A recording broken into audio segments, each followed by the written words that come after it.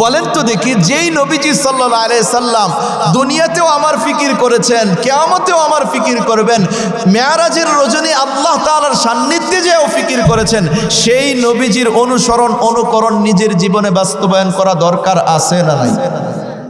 কে কে মনে করেন দরকার আছে না নাই? নবীজির জন্য আমাদের কিছু করণীয় আছে না নাই? আচ্ছা, অনেকগুলো করণীয় আছে, এর মধ্যে 3টা করণীয়র কথা বলবো। এই 3টা বিষয় কে কে মানতে পারবেন ইনশাআল্লাহ? একটু হাত বলে দেখি। নবীজির ক্ষেত্রে আমরা 3টা বিষয় পাই, অনেকগুলো আছে, এর মধ্যে মাত্র গুরুত্বপূর্ণ 3টা কথা বলবো। কয়টা? 3টা। 1 নাম্বার, নবীজিকে নিজের জানের চাইতে বেশি মহাব্বত করতে হবে। রাজি আছি ইনশাআল্লাহ? নিজের জানের চাইতে বেশি মহাব্বত নবীজিকে করতে হবে। কেননা নবীজি তো সকলের উপর দয়াবান ছিল, সকলের প্রতি রহমত ছিল। আল্লাহ তাআলা কোরআনেই ঘোষণা দিয়েছেন, ওমা আরসালনাকা ইল্লা রাহমাতাল লিল আলামিন, আপনাকে আমি জগৎ সমূহের জন্য রহমত স্বরূপ প্রেরণ করেছি, সমগ্র জগতের জন্য রহমত স্বরূপ প্রেরণ করেছি। নবীজি মানুষের জন্য রহমত ছিলেন, জীবজন্তু জানোয়ারের জন্য রহমত ছিলেন, সকলের জন্যই। নবীজি পুরুষের জন্য রহমত, নারীদের জন্য রহমত ছিলেন। নবীজি সাল্লাল্লাহু আলাইহি ওয়াসাল্লামকে নিজের জানের চাইতে বেশি মহাব্বত করতে হবে। যদি আমি আর আপনি নিজের জানের চাইতে বেশি মহাব্বত না করি, তাহলে দুনিয়াতে আল্লাহ তাআলার শাস্তির সম্মুখীন হয়ে যাব। দুনিয়াতেই শাস্তির সম্মুখীন হয়ে যাব। বলবেন যে হুজুর এটা কোত্থেকে বলেন? আমি কোরআন থেকে দলিল দিচ্ছি। আল্লাহ তাআলা বলেন, কুল ইন কানা আবাউকুম ওয়া আবনাউকুম ওয়া ইখওয়ানুকুম ওয়া আজওয়াজুকুম ওয়া আশীরাতুকুম ওয়া আমওয়ালুন ইকতারাফতুমুহা ওয়া তিজারাতুন তাখশাউনা কাসাদাহা ওয়া মাসাকিন তারদাউনাহা আহাব্বা ইলাইকুম মিনাল্লাহি ওয়া রাসূলি ওয়া জিহাদিন ফি সাবিলি ফাতারাব্বাসু হাত্তা ইয়াতিয়াল্লাহু বিআমরি আল্লাহু লা ইয়াহদিল কওমাল ফাসিকিন। হে নবী, আপনি জানিয়ে দিন, ইন কানা আবাউকুম ওয়া আবনাউকুম, যদি তোমরা তোমাদের পিতা এবং তোমাদের সন্তান, ওয়া ইখওয়ানুকুম তোমাদের ভাই, ওয়া আশীরাতুকুম এবং তোমাদের, ওয়া আজওয়াজুকুম তোমাদের স্ত্রীগণ, ওয়া আশীরাতুকুম তোমাদের আত্মীয়স্বজন, ওয়া আত্মীয়স্বজন, ওয়া আমওয়ালুন ইকতারাফতুমুহা এবং তোমাদের অর্জিত সম্পদ, ওয়া তিজারাতুন তাখশাউনা কাসাদাহা এবং তোমাদের ব্যবসা বাণিজ্য যার ঘাটতির তোমরা আশঙ্কা করো, ওয়া মাসাকিন তারদাউনাহা এবং তোমাদের পছন্দনীয় ঘরবাড়ি। মোট কথা, আমরা যে সমস্ত জিনিসকে মহাব্বত করি আর ভালোবাসি, এই সমস্ত জিনিসের কথা আল্লাহ রব্বুল আলামিন এই আয়াতের মাঝে উল্লেখ করেছেন। মানুষ পিতামাতাকে মহাব্বত করে, আল্লাহ তাআলা এই আয়াতের মাঝে পিতামাতার কথা উল্লেখ করেছেন। মানুষ সন্তানাদিদেরকে মহাব্বত করে, আল্লাহ তাআলা এই আয়াতের মাঝে সন্তানাদির কথা উল্লেখ করেছেন। মানুষ ভাই বোনদেরকে মহাব্বত করে, আল্লাহ তাআলা এই আয়াতের মাঝে ভাই বোনদের কথা উল্লেখ করেছেন। মানুষ স্ত্রীদেরকে মহাব্বত করে, আল্লাহ তাআলা এই আয়াতের মাঝে স্ত্রীদের কথা উল্লেখ করেছেন। মানুষ আত্মীয় স্বজনকে মহাব্বত করে, আল্লাহ তাআলা এই আয়াতের মাঝে আত্মীয় স্বজনের কথা উল্লেখ করেছেন। মানুষ নিজের অর্জিত সম্পদকে মহাব্বত করে, আল্লাহ তাআলা এই আয়াতের মাঝে সম্পদের কথা উল্লেখ করেছেন। মানুষ ব্যবসা বাণিজ্যকে মহাব্বত করে, আল্লাহ তাআলা এই আয়াতের মাঝে ব্যবসা বাণিজ্যের কথা উল্লেখ করেছেন। মানুষ ঘর বাড়িকে মহাব্বত করে, আল্লাহ তাআলা এই আয়াতের মাঝে ঘর বাড়ির কথা উল্লেখ করেছেন। মোট কথা, যে সমস্ত ব্যক্তি বা বস্তুকে মানুষ মহাব্বত করে আর ভালোবাসে, আল্লাহ রব্বুল আলামিন এই আয়াতের মাঝে সেই সমস্ত ব্যক্তি এবং বস্তুর কথা উল্লেখ করে আল্লাহ তাআলা বলতেছেন, আহাব্বা ইলাইকুম মিনাল্লাহি ওয়া রাসূলিহি ওয়া জিহাদিন ফি সাবিলি। এই সমস্ত ব্যক্তি বা বস্তুর মহাব্বত তোমাদের দিলে যদি আল্লাহ এবং তার রাসূল এবং আল্লাহর রাস্তায় নিজের জানকে উৎসর্গ করার চাইতে বেশি প্রিয় হয়ে যায়, ফাতারাব্বাসু হাত্তা ইয়াতিয়াল্লাহু বিআমরি, তাহলে অচিরেই তোমাদের উপর আল্লাহ তাআলার শাস্তি নেমে আসার অপেক্ষা তোমরা করো। তার মানে হচ্ছে, যদি নবীজিকে আমরা আমাদের নিজেদের জানের চাইতে, নিজেদের পরিবার পরিজন আত্মীয় স্বজনের চাইতে, ধন সম্পদের ব্যবসা বাণিজ্যের চাইতে, ঘরের চাইতে বেশি মহাব্বত না করি, তাহলে দুনিয়াতেই আমাদের উপর শাস্তি চলে আসবে।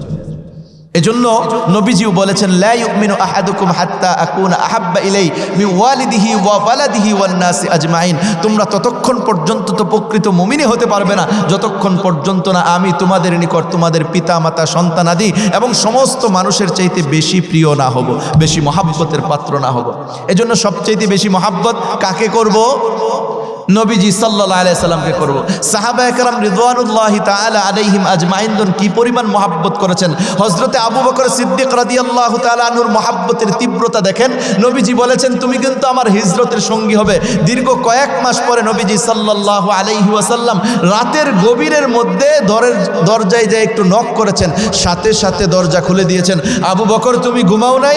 ইয়া রাসূলুল্লাহ, ইয়া হাবিবাল্লাহ, যেই দিন আপনি বলেছিলেন আমাকে আপনার হিজরতের সঙ্গী বানাবেন, ওই দিন থেকে পিঠের মধ্যে দরজার মধ্যে পিঠটা লাগিয়ে দাঁড়িয়ে থাকি, না জানি কখন আসবেন।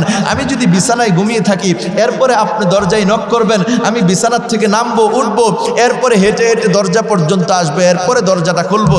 এই যে একটু লম্বা সময় পর্যন্ত, এই যে অল্প সময় আপনি দাঁড়িয়ে থাকবেন, এই যে আপনার কষ্টটা হবে, এই কষ্টটা আমি আবু বকর মেনে নিতে পারবো না, যেই কষ্টটা দীর্ঘদিন পর্যন্ত রাতের মধ্যে দাঁড়িয়ে দাঁড়িয়ে আপনার অপেক্ষা করতেছেন। কি পরিমাণ মহব্বত করতেন হযরতে আবু বকর সিদ্দিক রাদিয়াল্লাহু তাআলা আনহুর মহব্বতের তীব্রতা এটা। চলেন ওমর রাদিয়াল্লাহু তাআলা আনহু কি পরিমাণ মহব্বত করতেন। যখন ওমর রাদিয়াল্লাহু তাআলা আনহুর কাছে সংবাদ আসলো নবীজি ইন্তেকাল করেছেন, সাথে সাথে তরবারি খুলে দাঁড়ায় রয়েছেন। যে ব্যক্তি বলবে নবীজি ইন্তেকাল করছে, আমি তার দেহ থেকে গর্দানটা আলাদা করে দেব। কারণ নবীজিকে এত মহব্বত করতেন, নবীজি দুনিয়ার থেকে বিদায় নিয়েছেন এইটা তিনি মানতেই পারতেছিলেন, এত বেশি মহব্বত করতেন। হযরতে ওসমান রাদিয়াল্লাহু তাআলা আনহুর মহব্বতের তীব্রতা দেখেন। একদিন নবীজি সাল্লাল্লাহু আলাইহি সাল্লামকে বললেন, ইয়া রাসূলুল্লাহ, ইয়া হাবিবাল্লাহ, আপনি কয়েকজন সাহাবী নিয়ে আমার বাড়িতে একটু মেহমান হবেন। নবীজি সাল্লাল্লাহু আলাইহি সাল্লাম নির্ধারিত দিনে ওই মেহমানদারি কবুল করার জন্য ওসমান রাদিয়াল্লাহু তাআলা আনহুর বাড়ির দিকে রওনা দিয়েছেন। ওসমান রাদিয়াল্লাহু তাআলা আনহু নবীজির পিছনে পিছনে হাঁটতেছেন আর নবীজির কদমগুলো গুনতেছেন। নবীজি কয় কদমে যায়, 1 2 3 এভাবে গুনতেছিলেন। এটা লক্ষ্য করে হযরতে নবীজি সাল্লাল্লাহু আলাইহি ওয়াসাল্লাম বললেন, ওসমান তুমি আমার কদম গুনতেছো কেন? ইয়া রাসূলুল্লাহ, ইয়া হাবিবাল্লাহ, আমি নিয়ত করেছি আজকে যত কদমে আপনি আমার বাড়িতে যাবেন আমি ততটা গোলাম আজাদ করে দেব। কি পরিমাণ মহব্বত করতেন। হযরতে আলী রাদিয়াল্লাহু তাআলা আনহুর মহব্বতের তীব্রতা দেখেন। যেই দিন নবীজি সাল্লাল্লাহু আলাইহি সাল্লাম হিজরত করতে বের হলেন নিজের ঘর থেকে, ওই দিন ওই বিছানার মধ্যে আলী রাদিয়াল্লাহু তাআলা আনহুকে নবীজির বদলে শোয়া গেলেন। এবং আলী রাদিয়াল্লাহু তাআলা আনহু এটা জানতেন যে কিছুক্ষণ পরেই কাফের মুশরিকরা এই বিছানার মধ্যেই আক্রমণটা করবে। তিনি নিশ্চিন্ত মনে প্রশান্ত চিত্তে তিনি শুয়ে আছেন, যদি নবীজির জন্য আমার জানটা কুরবান হয় এটাই তো আমার সফলতা। এই পরিমাণ মহব্বত করতেন। এক মহিলা সাহাবী উহুদের ময়দানে শুনলেন নবীজি ইন্তেকাল করেছেন, আনসারী সাহাবী, তিনি দৌড়ায়া উহুদের ময়দানের দিকে আসতেছিলেন আর এই কথা বলতেছিলেন যে আশা, আমি যতক্ষণ পর্যন্ত নবীজিকে সচক্ষে না দেখব ততক্ষণ পর্যন্ত বিশ্বাস করব না। যখন আসতেছেন একজন সাহাবীর সাথে সাক্ষাৎ, জিজ্ঞাসা করলেন, মা বালু মুহাম্মাদিন সাল্লাল্লাহু আলাইহি ওয়াসাল্লাম, আরে নবীজির অবস্থা কেমন, তিনি কেমন আছেন, কোথায় আছেন? সাথে সাথে ওই সাহাবী বলতেছেন, আমি তো এই কথা বলতে পারবো না নবীজি কোথায় আছেন, কেমন আছেন, তবে দেখেছি অমুক জায়গায় তোমার পিতার লাশটা পড়ে আছে। তিনি ইন্না লিল্লাহ পড়লেন, সামান্য বিচলিত হলেন না, এরপরে আবার সামনের দিকে অগ্রসর হলেন। আরেকজন সাহাবীর সাথে সাক্ষাৎ, জিজ্ঞাসা করলেন, মা বালু মুহাম্মাদিন সাল্লাল্লাহু আলাইহি ওয়াসাল্লাম, নবীজি কেমন আছেন, কোথায় আছেন, কি অবস্থায় আছেন, আমাকে একটু সংবাদ দাও। তো বলেন যে নবীজির অবস্থা তো বলতে পারবো না, তবে অমুক জায়গায় দেখেছি তোমার ভাইয়ের লাশটা পড়ে আছে। এরপরে তিনি ইন্না লিল্লাহ পড়লেন, সামান্য বিচলিত হলেন না, সামনের দিকে অগ্রসর হলেন। এরপরে আরেকজন সাহাবীর সাথে সাক্ষাৎ, তাকেও জিজ্ঞাসা করলেন, মা বালু মুহাম্মাদিন সাল্লাল্লাহু আলাইহি ওয়াসাল্লাম, আরে নবীজির অবস্থা কেমন, তিনি কেমন আছেন, কোথায় আছেন? তিনিও বললেন, জানি না নবীজির অবস্থা কেমন, তবে অমুক জায়গায় দেখেছি তোমার স্বামীর লাশটা পড়ে আছে। তিনি ইন্না লিল্লাহ পড়লেন, সামনের দিকে অগ্রসর হইলেন। আরেকজন সাহাবীর সাথে সাক্ষাৎ, এরপরে তাকেও জিজ্ঞাসা করলেন, মা বালু মুহাম্মাদিন সাল্লাল্লাহু আলাইহি ওয়াসাল্লাম, আরে নবীজির অবস্থা কেমন, তিনি কেমন আছেন, কোথায় আছেন? তিনিও এই কথা বললেন যে আমি তো জানি না নবীজির অবস্থা কেমন, তবে অমুক জায়গায় দেখেছি তোমার সন্তানের লাশটা পড়ে আছে। একই পরিবারের পিতা শাহাদাত বরণ করেছে, ভাই শাহাদাত বরণ করেছে, স্বামী শাহাদাত বরণ করেছে, স্ত্রী সন্তান শাহাদাত বরণ করেছে, 4 তবকার পুরুষ 4 জন শাহাদাত বরণ করেছে। তিনি সামান্যতম বিচলিত না, সামনে শুধু পেরেশান একটাই যে আমার হাবিব কেমন আছে, নবীজি কেমন আছে। নবীজির মহাব্বত দিলের ভিতরে কতটা তীব্র থাকলে ওই সন্তানের এবং স্বামীর এবং পিতা এবং ভাইয়ের চাইতে বেশি তার দিলের ভিতরে নবীজির মহাব্বতের বহিঃপ্রকাশ ঘটে। এরপরে সামনে অগ্রসর হইলেন, আরেকজন সাহাবীকে দেখলেন, তাকে জিজ্ঞাসা করলেন, মা বালু মুহাম্মাদিন সাল্লাল্লাহু আলাইহি ওয়াসাল্লাম, আরে নবীজির অবস্থা কেমন, তিনি কেমন আছেন, কোথায় আছেন? সাথে সাথে বললেন যে হ্যাঁ, নবীজির অবস্থা এখন একটু ভালো, তিনি অমুক জায়গায় আছেন, অমুক জায়গায় অবস্থান করতেছেন। এরপরে দৌড়ায় সেদিকে গেলেন আর নবীজিকে দেখে বললেন, বা কুল্লু মুসিবাতিন বাদা মুহাম্মাদিন সাল্লাল্লাহু আলাইহি ওয়াসাল্লাম সাহিল। আরে ইয়া রাসূলুল্লাহ, ইয়া হাবিবাল্লাহ, আপনাকে দেখার পরে আমার ভাইয়ের কষ্ট, আমার পিতার কষ্ট, আমার সন্তানের কষ্ট, এমনকি আমার স্বামীর কষ্টটা আমার দূরীভূত হয়ে গেছে। এই পরিমাণ মহাব্বত করতেন নবীজি সাল্লাল্লাহু আলাইহি সাল্লামকে, কি পরিমাণ মহাব্বত করতেন। এটা তো হলো সাহাবীদের ঘটনা। এক বুজুর্গের ঘটনা আপনাদেরকে শোনাই। এক বুজুর্গ রাস্তা দিয়ে হেঁটে যাচ্ছিলেন, এমতো অবস্থায় তার কাছে কিছু একটা টাকার থলি ছিল। বর্তমানে যেরকম আমাদের কাছে মানি ব্যাগ থাকে, তখন তো টাকার থলি ব্যবহার করা হইতো আগেকার জামানায়। এরকম টাকার থলি ছিল। এই কিছু টাকা ছিল, এর মধ্যে একজন ছিনতাইকারী হঠাৎ করে তাকে আক্রমণ করে এগুলি নিয়ে চলে গেছে। চলে যাওয়ার কিছুক্ষণের মধ্যেই ছিনতাইকারী একটা বড় ধরনের বিপদগ্রস্তির মধ্যে পড়ে গেছে। তখন তার ভিতরে উপলব্ধি আসছে, এত বড় বুজুর্গ, তার কাছ থেকে আমি এই জিনিসগুলো ছিনে আনলাম, মনে হয় এই কারণে আমি বিপদগ্রস্ত হয়েছি, সুতরাং এই টাকাগুলো আমাকে ফেরত দিতে হবে এবং তার কাছে মাফ চাইতে হবে, অন্যথায় আমি ধ্বংস হয়ে যাব। তার ভিতরে এই উপলব্ধি আসার কারণে যেই জায়গার থেকে তিনি ছিনতাই করেছিলেন ওই জায়গায় আবার ফেরত আসছেন। ফেরত আইসা ওই লোককে খোঁজাখুঁজি করতেছেন, কিন্তু পাচ্ছেন না। এক পর্যায়ে আশেপাশের লোকজনকে জিজ্ঞেস করলেন যে এরকম একজন লোক, তিনি কখন কোথায় আছেন বা ওনার বাড়ি কোথায়? তিনি বলছেন তা তো বলতে পারবো না, তবে নামাজের সময় প্রায় সময় এদিক দিয়ে আসা যাওয়া করে।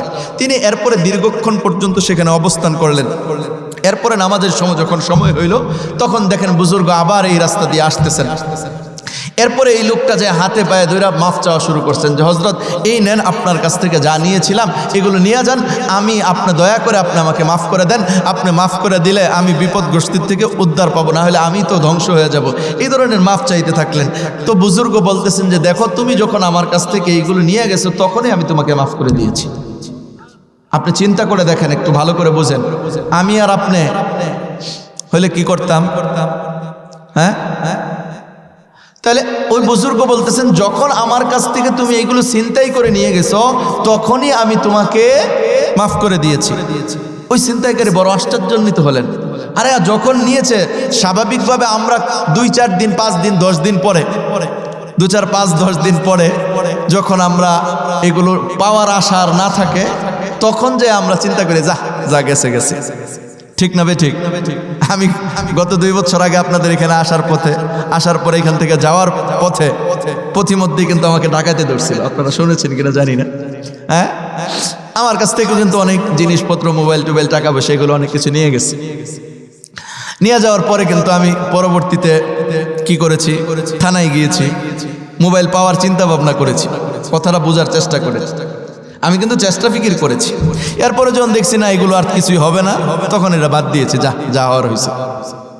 কিন্তু ওই বুজুর্গ কি বলতেছেন যে আমি যখন তুমি নিয়ে গেছো সাথে সাথে মাফ করে দিয়েছি। তো আশ্চর্য নিহত হয়ে জিজ্ঞাসা করেন, তুমি সাথে সাথে কিভাবে মাফ করে দিলে? আপনি সাথে সাথে কেন মাফ করে দিলেন? কি কারণটা কি? তো বলেন, একটা হাদিসের মাফহুম অর্থ হইল, কিয়ামতের ময়দানে নবীজি ততক্ষণ পর্যন্ত জান্নাতে যাবেন না যতক্ষণ পর্যন্ত প্রত্যেকটা উম্মতের ফায়সালা না হয়ে যাবে, বিচারের ফায়সালা না হয়ে যাবে। অর্থাৎ বিচারের ফায়সালা যত দেরি হবে, নবীজির জান্নাতে যাইতে তত দেরি হবে। তো তিনি বলেন যে আমি এই হাদিসের উপর চিন্তা ভাবনা করে দেখলাম, যখন তুমি আমার এই জিনিসগুলি নিয়ে গেছো তুমি অপরাধী, তার মানে কিয়ামতের ময়দানে তোমার অপরাধ সাব্যস্ত হবে, ওইখানে এটার বিচার হবে, আর এই বিচারের মধ্যে ফায়সালা না হওয়া পর্যন্ত নবীজি জান্নাতে যেতে পারবে না। আমি এই জন্যই মাফ করে দিয়েছি, যদি আমি মাফ করে দেই তাহলে কিয়ামতের ময়দানে এইটার আর বিচার আসে, সালিশ টালিশ কিছুই হবে না। আমার কারণে, আমি মাফ না করার কারণে যদি নবীজির জান্নাতে যেতে দেরি হয়, আমি এটা মেনে নিতে পারবো না। নবীজির মহাব্বতে নবীজি যেন আমার কারণে জান্নাতে যেতে দেরি না হয়, এই কারণে আমি তোমাকে সাথে সাথে মাফ করে দিচ্ছি। চিন্তা করেছেন নবীজির প্রতি কতটা মহাব্বত, কতটা দরদ ছিল? এজন্য আমরাও নিজেদের জানের চাইতে বেশি মহাব্বত করব। রাজি আছি ইনশাআল্লাহ? হ্যাঁ, তাহলে 1 নাম্বার কাজ, আমরা নবীজিকে নিজের জানের চাইতে বেশি মহাব্বত করব। 2 নাম্বার মহাব্বতের দাবি হলো ইত্তেবা করা, অনুসরণ অনুকরণ করা। কি করা বলেন? অনুসরণ অনুকরণ করা। যদি আমরা নবীজিকে অনুকরণ করতে পারি, নবীজি আল্লাহ তাআলা বলেন কুল ইন কুনতুম তুহিব্বুনাল্লাহা ফাত্তাবিউনি ইউহিব্বুকুমুল্লাহ ওয়া ইয়াগফির লাকুম যুনুবাকুম আল্লাহু গফুরুর রহিম। হে নবী, আপনি বলে দিন যদি তোমরা আল্লাহ তাআলাকে ভালোবাসতে চাও তবে আমি নবীর অনুকরণ করো, তাহলে আল্লাহ তাআলা তোমাদেরকে ভালোবাসবেন, তোমাদের গুনাহ খাতাগুলি মাফ করে দিবেন। আর নবীজি বলেছেন লা ইউমিনু আহাদুকুম হাত্তা ইয়াকুনা হাওয়াহু তাবাআন লিমা জিতু বি, তোমরা ততক্ষণ পর্যন্ত প্রকৃত মুমিনই হতে পারবে না যতক্ষণ পর্যন্ত না আমি আমার আনিত শরীয়তের উপর তোমরা পূর্ণ অনুকরণ না করবে। এজন্য জীবনের প্রতিটা ক্ষেত্রে প্রতিটা মুহূর্তে নবীজি সাল্লাল্লাহু আলাইহি ওয়াসাল্লামের অনুকরণ করতে রাজি আছি ইনশাআল্লাহ। আজকে তো আমাদের হালত হইল যদি সুন্নত আমাদের সামনে আসে এই কারণে ছেড়ে দেয় এটা সুন্নত, অথচ সাহাবায়ে কেরাম এমন এমন জায়গায় অনুকরণ করেছেন যেগুলো অনুসরণীয় বিষয়ই ছিল না। হযরতে আব্দুল্লাহ ইবনে ওমর রাদিয়াল্লাহু তাআলা আনহু একদা রাস্তা দিয়ে যাচ্ছিলেন, কাফেলা নিয়ে যাচ্ছিলেন, হঠাৎ করে তিনি তার সোয়ারি থেকে নামলেন, এরপরে রাস্তার পাশে একটা নির্দিষ্ট জায়গায় বসলেন, এরপরে আবার বসে আবার সোয়ারিতে উঠলেন, কাফেলায় রওনা দিলেন। সাথীবর্গরা বললেন হযরত এই কাফেলা এখানে এসে থামাইলেন, এরপরে নির্দিষ্ট জায়গায় নাইমা বসলেন, আপনি তো কোনো জরুরত ছাড়েন নাই, এতক্ষণ অপেক্ষা করে এরপরে আবার রওনা দিয়েছেন, কারণ কি? তো তিনি বলতেছেন যে শোনো, আমি একদা নবীজির সাথে এই রাস্তা দিয়ে যাচ্ছিলাম, নবীজি জরুরত সারার জন্য এখানে একটু বসেছিলেন, আমার দিল চাচ্ছে না, অন্তর চাচ্ছে না যেই রাস্তা দিয়ে যাওয়ার সময় নবীজি হোক না জরুরতের কারণে বসেছেন, যেই রাস্তা দিয়ে বসে গিয়েছেন সেখানে না বসে আমি চলে যাব। এভাবে অনুকরণ করতেন। এক সাহাবী রাস্তা দিয়ে হেঁটে যাচ্ছেন, মাথা সোজা, হঠাৎ করে কিছুক্ষণ মাথা নিচু করে হাঁটলেন, এরপরে আবার মাথা সোজা করে হাঁটলেন। তাকে জিজ্ঞাসা করা হলো, আরে ভাই আপনি হঠাৎ করে মাথা নিচু করলেন, এরপরে আবার মাথা উঁচু করে হাঁটতেছেন, কারণটা কি? তো বলতেছিলেন একদা নবীজির সাথে এই রাস্তা দিয়ে যাচ্ছিলাম, এখানে একটা গাছের ডাল ছিল, আরে গাছের ডাল তো আগে ছিল এখন তো নাই, আগে গাছের ডাল থাকাকালীন সময়ে নবীজি এইখানে আসে মাথা একটু নিচু করে হেঁটেছিলেন, আমার দিল চাচ্ছে না, অন্তর চাচ্ছে না যেই রাস্তা দিয়ে হাঁটার সময় নবীজি মাথা নিচু করে হেঁটেছেন সেখানে আমি মাথা উঁচু করে হাঁটি। কি পরিমাণ অনুকরণ করতেন নবীজি। মসজিদের ভিতরে, মদিনার মসজিদের মধ্যে যারা ছিল তাদেরকে উদ্দেশ্য করে বললেন ইজলিসু, তোমরা বসে যাও। এক সাহাবী ওই রাস্তা দিয়ে মদিনার গলিতে এই আওয়াজ পেয়ে ওইখানে বসে গেলেন। জিজ্ঞাসা করা হয়েছে, আরে তোমাকে তো বসতে বলা হয় নাই। তো বলে এত কিছু বুঝি না, নবীজির কণ্ঠ আমার কানে এসেছে যে বসে যাও, খোদার কসম এখানে আগুন থাকলেও বসে যেত। এই পরিমাণ অনুকরণ করেছেন সাহাবায়ে কেরাম রিদওয়ানুল্লাহি তাআলা আলাইহিম আজমাইন। সাহাবায়ে কেরামের অনুকরণ আছেই।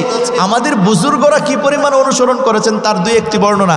হযরতে কাসেম নানুতুবি রাহমাতুল্লাহি আলাইহির ব্যাপারে যখন ইংরেজরা গ্রেফতারি পরোয়ানা জারি করল, দারুল উলুম দেওবন্দের প্রতিষ্ঠাতা গ্রেফতারি পরোয়ানা জারি করার পরে পরিবারের সদস্যরা বললেন যে ঠিক আছে আপনি একটু আত্মগোপনে চলে যান, এরপরে যখন এই অবস্থাটা স্বাভাবিক হয়ে যাবে তখন চলে আসবেন। এরপরে পরিবারের পীড়াপিড়িতে তিনি আত্মগোপনে চলে গেলেন। 3 দিন তিনি আত্মগোপনে ছিলেন, এরপরে প্রকাশ্যে সামনে চলে আসলেন। আরে আপনার এই পরিস্থিতিতে এখনই দূরীভূত হয় নাই, আপনি আরো কয়েকদিন আত্মগোপনে থাকতেন, একটু পলায়া থাকতেন, লুকায়া থাকতেন। কেননা আমি নবীজির পুরা জিন্দিগি তালাশ করে দেখেছি, নবীজি জীবনে মাত্র 3 দিন আত্মগোপনে ছিলেন, অর্থাৎ ওই যে হিজরতের সময় গুহার মধ্যে 3 দিন ছিলেন না, তো এই 3 দিন আত্মগোপনে ছিলেন। তা আমার অনুসরণে আমার 3 দিন আত্মগোপন এটা পালন হয়ে গেছে। খোদার কসম, আমার যদি এতে বাহিরেই থাকবো, এতে যদি আমার জানও চলে যায় তারপরে আমি আর আত্মগোপনে যাব না। এই পরিমাণ মহাব্বত করেছেন, এই পরিমাণ অনুকরণ করেছেন। এই কাসেম নানুতুবি রাহমাতুল্লাহ আলাইহির একজন বোন 90 বছর বয়সী বিধবা হয়ে গেছে, অর্থাৎ 90 বছর যখন বয়স তার স্বামীর ইন্তেকাল হয়েছে। তিনি সেখানে গিয়েছেন, জানাজায় অংশগ্রহণ করেছেন। এর কিছুদিন পরে বোনের বাড়িতে আবার গিয়েছেন। একটা হাদিস আসছে যে তোমরা তোমাদের পরিবারের বিধবাদেরকে বিবাহ বন্ধনে আবদ্ধ করে দাও। এরপরে কাসেম নানুতুবি রাহমাতুল্লাহ আলাইহি বোনের কাছে যায় বলতেছেন, বোন আমার, আমি জানি এই 90 বছর বয়সে আপনার বিবাহের কোনো প্রয়োজন নাই, তবে যদি আপনি একটু রাজি হন তাহলে নবীজির এই হাদিসের উপর আমার আমল করা হয়ে যাবে। আমি আমার বিধবা, যে নবীজি যে বলেছেন তোমরা তোমাদের পরিবারের বিধবাদেরকে বিবাহ বন্ধনে আবদ্ধ করে দাও, তাহলে নবীজির এই সুন্নতটা আমি আমল করতে পারি। এবার বোন কান্না শুরু করে দিয়েছেন, এটা কি বলে 90 বছর বয়সে আমি বিবাহ বন্ধনে আবদ্ধ হব। এরপরে কাসেম নানুতুবি রহমাতুল্লাহ আলাই বোনকে রাজি করানোর জন্য নিজের মাথার পাগড়িটা খুলে বোনের পায়ের নিচে বিছায়া দিয়েছেন যে বোন তবু একটু রাজি হন, আমি যেন নবীজির এই সুন্নতটার উপর আমল করতে পারি। কি পরিমাণ মহাব্বত করতেন। হযরতে মুজাদ্দিদে আল-ফিসানি রাহমাতুল্লাহ আলাইহির ঘটনা, তিনি বলেন যে আমি জীবনে প্রত্যেকটা সুন্নতের উপর আমল করার চেষ্টা করেছি, কিন্তু জীবনে একটা সুন্নতের উপর আমল করতে পারি নাই। কি সুন্নত? যে নবীজি সাল্লাল্লাহু আলাইহি ওয়াসাল্লাম তার নাতি হুসাইন রাদিয়াল্লাহু তাআলা আনহুকে একদিন কোলে নিয়ে বসা ছিলেন। হুসাইন রাদিয়াল্লাহু তাআলা আনহু ছোট বাচ্চা অবস্থায় নবীজির কোলে একটু প্রস্রাব করে দিয়েছিল, এর দ্বারা নবীজির শরীরে এবং কাপড়টা নাপাক হয়েছিল। এই সুন্নতের উপর আমল করতে পারি নাই। অর্থাৎ আল্লাহ তাআলা আমাকেও কন্যা সন্তান দান করেছে, আমি এই কন্যা সন্তানকে বিবাহ বন্ধনে আবদ্ধ করিয়েছি, কিন্তু এখনো পর্যন্ত কন্যার ঘরে কোনো পুত্র সন্তান জন্মগ্রহণ করে নাই। যদি পুত্র সন্তান জন্মগ্রহণ করত তাহলে আমি আমার এই পুত্র সন্তান অর্থাৎ আমার মেয়ের সন্তানটাকে, আমার নাতিটাকে আমি কোলে করে নিয়ে বসতাম যতক্ষণ পর্যন্ত না সে প্রস্রাব না করত। প্রস্রাব করার মাধ্যমে আমার এই সুন্নতের উপর আমল করা হয়ে যেত।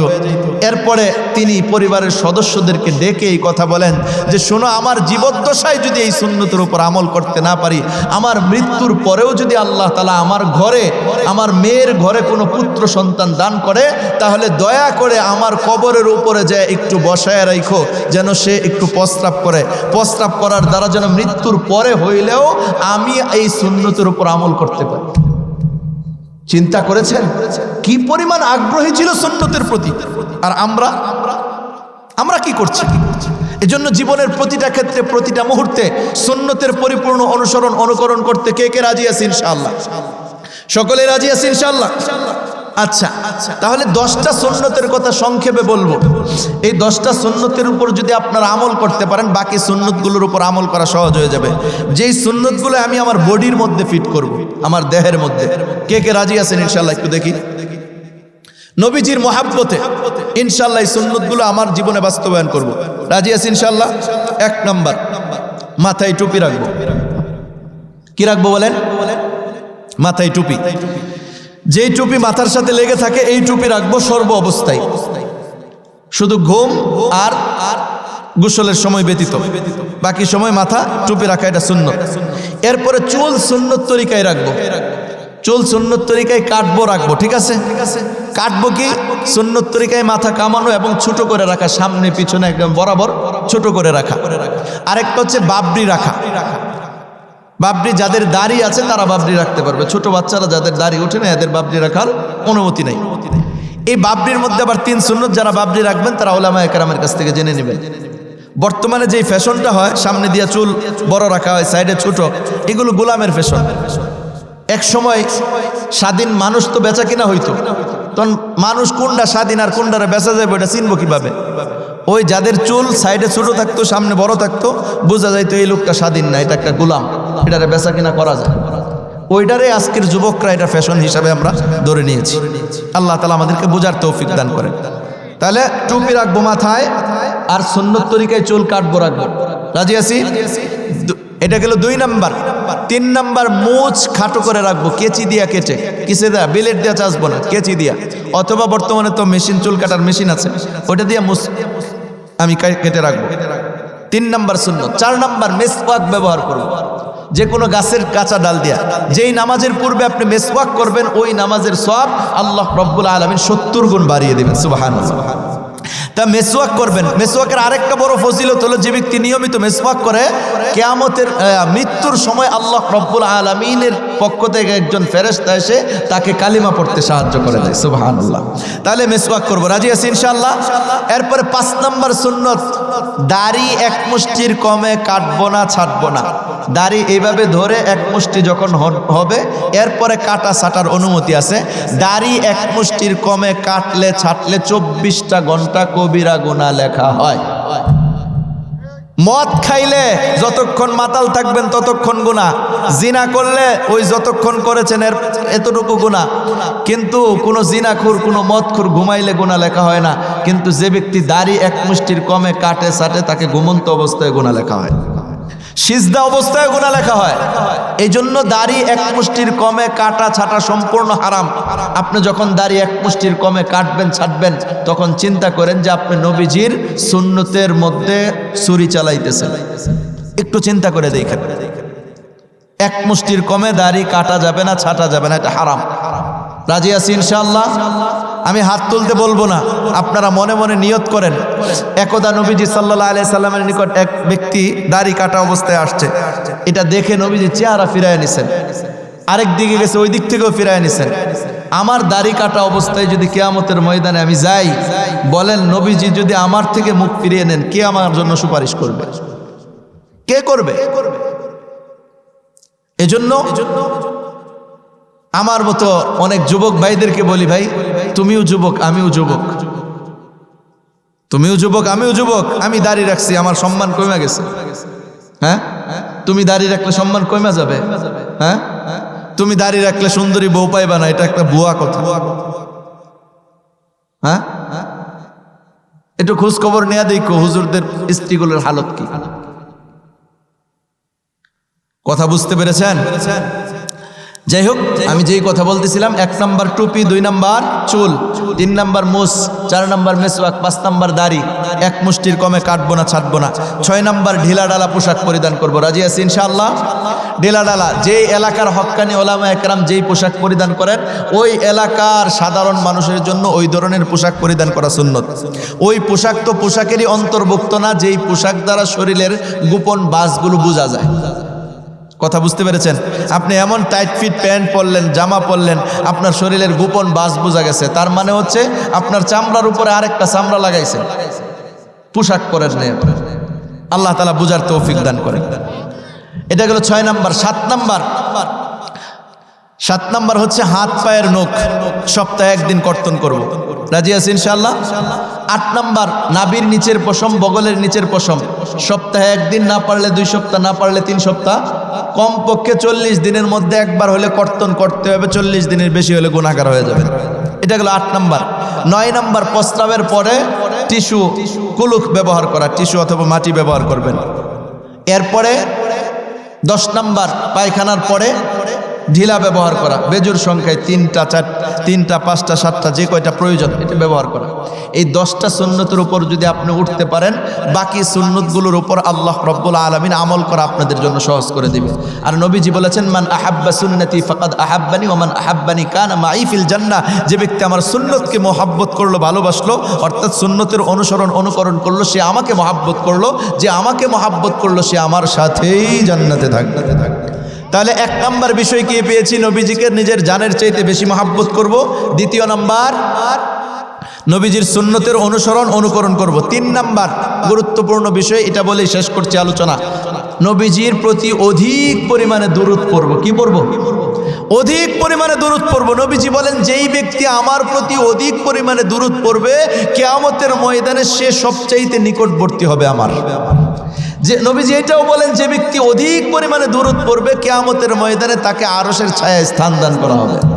নবীজি বলেছেন, মান সাল্লা আলাইয়া আশরান ফি আউয়ালিন নাহার ওয়া আশরান ফি আখিরিন নাহার নালাতহু শাফাআতি ইয়াউমাল কিয়ামা। যে ব্যক্তি দিনের শুরুর ভাগে 10 বার আমার প্রতি দুরূদ পড়বে আর শেষে সন্ধ্যাবেলায় 10 বার পড়বে, কিয়ামতের ময়দানে আমি তার জন্য সুপারিশ করব। এজন্য অধিক পরিমাণে দুরূদ পড়ব তো ইনশাআল্লাহ। আর নবীজির শানে একবার দুরূদ পড়লে আল্লাহ তাআলা কম পক্ষে 10টা নেকি লিখে দেন, 10টা গুনাহ মাফ করে দেন, 10টার মর্যাদাও বলে দেন। এজন্য অধিক পরিমাণে নবীজি সাল্লাল্লাহু আলাইহি সাল্লামের প্রতি দুরূদ পড়ব। এক হাদিসে আসছে, এক সাহাবী জিজ্ঞাসা করেছেন, ইয়া রাসূলুল্লাহ, কিয়ামতের ভয়াবহ দিনে আপনাকে কোথায় খুঁজে পাবো? আরে তুমি আমাকে হাউজে কাউসারের কাছে পাইবা, যদি ফাইল্লাম তাজিদ, যদি সেখানে না পাও তো মিজানের কাছে পাইবা, যদি সেখানেও না পাও তাহলে পুলসিরাতের কাছে পাইবা। ইয়া রাসূলুল্লাহ, ইয়া হাবিবাল্লাহ, এত জায়গায় দৌড়াদৌড়ি করে অবশেষে পুলসিরাতে কেন অবস্থান করবেন? আমি পুলসিরাতে এই কারণে অবস্থান করব, নবীজি বলেন যে কিয়ামতের ময়দানে আজকের এই পুলসিরাতের মধ্যে আমার যেই উম্মতটা ফেসে যাবে, দুনিয়াতে আমার উপর যে দুরূদগুলো পড়তো, এই দুরূদগুলো তাদের উপর ঢেলে দিয়ে এই পুলসিরাত পার করিয়ে দিয়ে তাদেরকে জান্নাতে পৌঁছায় দেব। এজন্য অধিক পরিমাণে দুরূদ পড়া যাবে তো ইনশাআল্লাহ। আল্লাহ রব্বুল আলামিন আমাদেরকে তৌফিক দান করেন। তাহলে নবীজির শান মান মহাব্বত, নবীজি আমাদের প্রতি কতটা দয়ালু সহানুভূতিশীল ছিল তার আলোচনাও করলাম। আমাদের জন্য করণীয় কি? অনেকগুলো করণীয়র মধ্যে গুরুত্বপূর্ণ কয়টা করণীয় বলেছি? বলেন কয়টি? একটু জবান খুলে বলেন কয়টি? তিনটি। এক নম্বর, নবীজিকে নিজের জানের চাইতে বেশি মহাব্বত করা। দ্বিতীয় নম্বর, নবীজিকে জীবনের প্রতিটা ক্ষেত্রে প্রতিটা মুহূর্তে অনুকরণ করা। তিন নম্বর, নবীজির প্রতি অধিক পরিমাণে দুরূদ পড়া। রাজি আছি ইনশাআল্লাহ? এই পর্যন্ত যা আলোচনা করেছি, শুনেছি, করনেওয়ালা শুননেওয়ালা প্রত্যেককে সঠিক বুঝ দান করেন, আমল করার তৌফিক দান করেন। ওয়া আখিরু দাওয়ানা আলহামদুলিল্লাহি রাব্বিল আলামিন।